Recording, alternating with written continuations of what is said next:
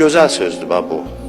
Deyirdi ki, mərd adam 100 dənə yıxılanın əlindən tutub qaldırar, amma bir dəfə öz yıxılanda heç kəsdən gözləməz gəlib əlindən tutsunlar. Mərd adam. Bu qədər inciliklər var cəmiyyətdə. Ondan küsür, bu bundan küsür. Bilirsiniz nədəndir bu? Bu bütpərəstlikdəndir, şirkdəndir. İncimək olmaz, bilirsiniz, inciməyin içində şirk var. Sən Allahdan qeyri kimdənsə intizarın olmamalıdır ümumiyyətlə. Eləsə lap yaxşı.